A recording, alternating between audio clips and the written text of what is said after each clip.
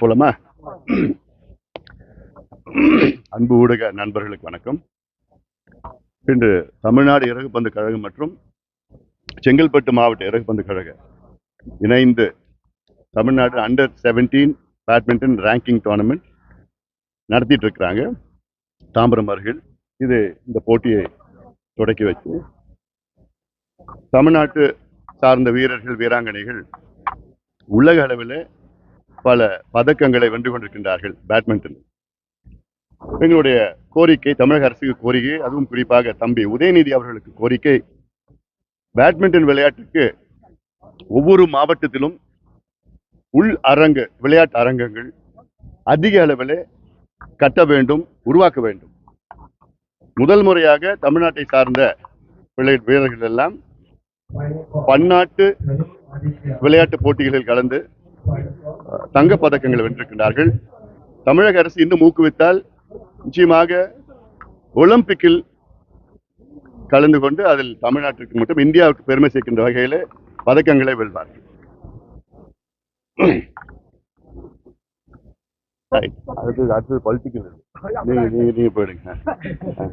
அவ்வளவுதான், இது முடிஞ்சு போச்சு, இந்த பாட்டு முடிஞ்சு போச்சு.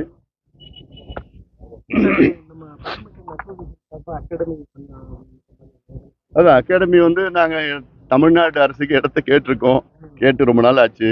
கொடுத்தாங்கன்னா நிச்சயமாக இந்த ஹைதராபாத் உள்ள கோபிச்சந்த் அகாடமி போன்ற ஒரு அகாடமி கட்டணும்னு ரொம்ப நாளாக எங்களுடைய விருப்பம். அதற்கு தமிழக அரசு உதவ வேண்டும். இடத்தை கொடுத்து, பொருளாதாரத்தை கொடுத்து நாங்கள் நிச்சயமாக உலக புகழ்பெற்ற வீரர்களை, வீராங்கனைகளை நாங்கள் உருவாக்குவோம். அடுத்தது இது முடிஞ்சு போச்சு. அடுத்தது தேர்தல் வந்துடலாமா?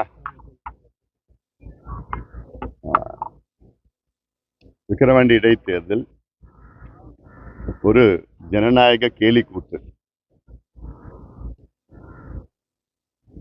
உலகத்திற்கே தெரிகிறது, அங்கே ஆளும் கட்சி திமுகவை சார்ந்த அமைச்சர்கள், 30 அமைச்சர்கள், 100க்கும் மேற்பட்ட சட்டமன்ற உறுப்பினர்கள், 30க்கும் மேற்பட்ட நாடாளுமன்ற உறுப்பினர்கள், மாவட்ட பெருந்தலைவர்கள், டிஸ்ட்ரிக்ட் சேர்மன், ஒன்றிய சேர்மன், கட்சிக்காரங்க இந்த 20 நாட்களாக அங்கேயே தங்கி பணத்தை, கிட்டத்தட்ட என்னுடைய கணக்கு 150 கோடி ரூபாய்க்கு மேல் அங்கே பணத்தை மக்களுக்கு கொடுத்திருக்கின்றார்கள், பொருளாகவும் கொடுத்திருக்கின்றார்கள்.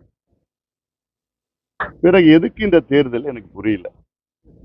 அங்க இருக்கின்ற தேர்தல் அதிகாரி சந்திரசேகர் நினைக்கிறார், அவருக்கு ஒரு பஞ்சாயத்து தேர்தல் நடத்த கூட தகுதி கிடையாது. ஆனால் ஒரு மாநிலத்தினுடைய சட்டமன்ற இடைத்தேர்தலை நடத்துவதற்கு அவருக்கு அந்த அதிகாரத்தை கொடுத்திருக்கின்றார்கள். ஏன்னா அவரு ஒரு அதிகாரி, அவ்வளவுதான். தமிழ்நாடு அரசுக்கு கீழ் இயங்கிக் கொண்டிருக்கின்ற ஒரு அதிகாரி. அவர் போய் அமைச்சரை பத்தி புகார் கொடுக்க முடியாது, ஆளுங்கட்சியை சார்ந்த சட்டமன்ற உறுப்பினர்களோ நாடாளுமன்ற உறுப்பினர் புகார் கொடுக்க முடியாது. மாநில தேர்தல் அதிகாரி சாஹூ அவர்கள் என்ன செய்கிறாரு எனக்கு ஒன்றும் புரியல. எதுக்கு ஒரு தேர்தல் அலுவலர் நீங்க வச்சிருக்கீங்க? சும்மா உட்காந்து அங்க காஃபி டீ சாப்பிட்றதுக்கு வச்சிருக்கீங்க? ஒரு ஜனநாயக கடமை. எவ்வளவு பெரிய ஒரு தேர்தல் அங்க நடக்குது, அங்க பணத்தையும் பொருளையும் வாரி வீசி அள்ளி கொடுத்துட்டு இருக்கிறாங்க. எவ்வளவு வீடியோ ஆதாரங்கள் இருக்கு, ஊடகத்துல வந்துட்டு இருக்கு. சென்னையில உட்காந்துட்டு அவருடைய வேலை என்ன? 8ஆம் தேதி மாலை 6 மணிக்கு மேல யாரும் அங்க வெளியூர் ஆள் இருக்கக்கூடாது. இதுதான் உங்க வேலையா? சொல்றதுக்கு வேலையா? இது ஒரு பெரிய கடமையா? அங்க ஏதாவது வந்தீங்களா? இது வரைக்கும் வந்து பாத்தீங்களா? நடக்கிறது பாத்தீங்களா? திமுகவை சார்ந்த ஒவ்வொரு ஊர்லயும் ஒரு ஆபீஸ் வச்சிருக்கிறாங்க, அலுவலகம் வச்சிருக்கிறாங்க. அந்த அலுவலகம் அவங்க போட்டு கட்டி இருக்கிறாங்க, இப்போ ஷெட்டை போட்டு வச்சிருக்கிறாங்க. இது போன்ற கிட்டத்தட்ட ஒரு 400 இடத்துல வச்சிருக்கிறாங்க. ஒவ்வொரு ஷெட்டும் எவ்வளோ? 25,000, 30,000, 50,000. அப்ப இதுலயே தகுதி நீக்கம் செய்யணும். 1000 ரூபாய் அப்ப கொடுத்தாங்க, நேத்து கொடுக்குறாங்க, முந்த நாள் கொடுக்குறாங்க, கொடுத்துட்டே இருக்கிறாங்க. இது ஒரு கூத்து, இது ஒரு தேர்தல். சரி, எனக்கு இன்னொன்னு, சில ஊடகத்துல இது கொஞ்சம் இது வெளியிடுறாங்க. ஆனால் பல ஊடகத்துல இது போன்ற ஒரு சம்பவம் நடக்கிறதே சொல்ல மாட்டீங்களே. எதுக்கு நீங்க தினம் மாலையில விவாதம் பண்றீங்க? இதெல்லாம் நடக்குதுன்னு வெளியில சொன்னாதானே ஊடக நண்பர்கள் உங்களுடைய ஜனநாயக கடமையை ஆற்றுங்க. இப்படி இந்த தேர்தல், ஒவ்வொரு தேர்தலும் இப்படி எதுவும் நீங்க அமைதியா இருக்கிறதுனால தான் இதுக்கு முன்னாடி ஈரோட்டில் நடந்தது. இப்ப அடுத்தது அதோட மோசமா இங்க விக்கிரவாண்டி நடக்குது. அடுத்த இடைத்தேர்தல் இதோட மோசமா இருக்கும். எங்கேயாவது ஆடு மாடுலாம் பட்டியல அடைச்சு வச்சிருப்பாங்க. விக்கிரவாண்டியில நாங்க ஒரு கூட்டத்துக்கு போனோம்னா அந்த கூட்டம் போகக்கூடாதுன்னு 500 ரூபாய் 1000 ரூபாய் கொடுத்து பெண்களை பட்டியல அடிச்சு வச்சிருக்கிறாங்க. எங்க போறோம்? இந்த கலாச்சாரமா இது? இது ஒரு கலாச்சாரமா சீரழித்துக் கொண்டிருக்கின்றது. அதனால மக்கள் ஆனாலும் இதை மீறி நிச்சயமாக நாங்கள் மிகப்பெரிய வெற்றியை நாங்கள் பெறுவோம். மக்கள் முடிவு செஞ்சுட்டாங்க. மக்களும் ஒன்றும் லேசப்பட்ட மக்கள் கிடையாது. எவ்வளவு கொடுத்தாலும் என்ன பண்ணாலும் அவங்களுக்கு தெரியும் இதெல்லாம் ஊழல் பணம் இதுக்கு எல்லாம் சொல்லிட்டு. நேத்து கூட ஒரு சம்பவம், அது அது கள்ளச்சாராயம் சொல்றாங்க.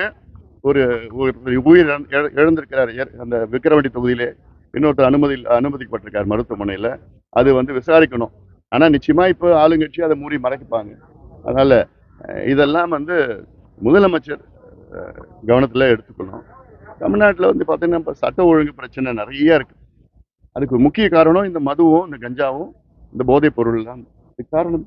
அதை கட்டுப்படுத்தினா சட்டம் ஒழுங்கு ஓரளவு கொஞ்சம் கட்டுப்படுத்தலாம். ஆனா அரசாங்கத்துக்கு அதை பத்தி கவலையே இருக்கிற மாதிரி எங்களுக்கு தெரியல. வேற ஏதாவது கேள்விகள் இருக்கா?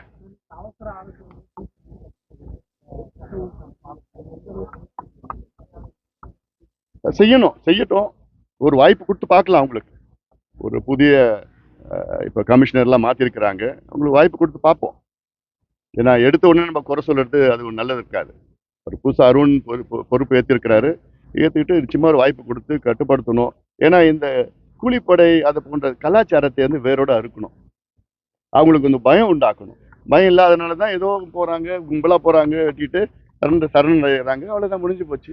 அதுல யார் தூண்டு விட்டா, யார் பின்னணியில் இருக்கிறான்னு யாருக்கு எல்லாருக்கும் தெரியுது. ஆனாலும் அவங்கள வெளியில கொண்டு வர்றது இல்லை. இதுதான் நடக்குது. இதை முதல்ல கட் பண்ணாலே போதும். மற்ற ஓரளவுக்கு கொஞ்சம் அமைதியா இருக்கும். எதுங்க? நிச்சயமா இப்போ இவன் திருமாவளவன் அவர்கள் கள்ளச்சாராயம் சாவு அங்க கிட்டத்தட்ட ஒரு 67 பேர் இறந்திருக்கிறாங்க கள்ளக்குறிச்சியில. அதுக்கு திருமாவளவன் அவர் சிபிஐ விசாரணை கேட்கல. ஆனால் ஆம்ஸ்ட்ராங் கொலை வழக்கில் கேட்டிருக்காரு. நாங்களும் அதுக்கு சிபிஐ விசாரணை கேட்டுருக்கோம். திருமாவளவன் கேட்டது நாங்களும் கேட்கிறோம். ஆனா இது திருமாவளவன் அவர்கள் கள்ளக்குறிச்சியில 67 பேர் இறந்திருக்கிறாங்க கள்ளச்சாராயம் சாப்பிட்டு. அதுக்கு சிபிஐ விசாரணை நாங்க கேட்டுட்டு இருக்கிறோம். ஏன் கேட்கிறோம்னா நேர்மையான விசாரணை நடத்தணும், உண்மையான விசாரணை நடத்தணும். ஏன்னா அதுல காவல்துறை அதிகாரிகள் அதுல அவங்களுடைய பங்களிப்பு இருக்கு, பெரிய அரசியல் புள்ளிகளுடைய பங்களிப்பு இருக்கு. இது பாண்டிச்சேரி, ஆந்திரா, தமிழ்நாடு 3 மாநிலத்தை சேர்ந்த பிரச்சனையா இருக்கு. அந்த மாவட்டத்தில் 20-30 ஆண்டுகள் காலமா நடந்துட்டு இருக்கு. இனி அந்த போன்ற சம்பவம் நடக்கக்கூடாது. அதுக்கு சிபிஐ விசாரணை வேணும் நாங்க கேட்கிறோம்.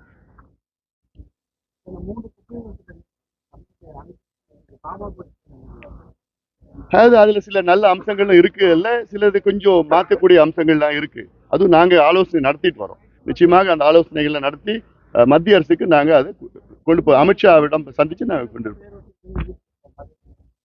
அது நீதிமன்றத்தில் இருக்கு. நீதிமன்ற தீர்ப்பு கொடுக்குறாங்க, பார்க்கலாம். நன்றி.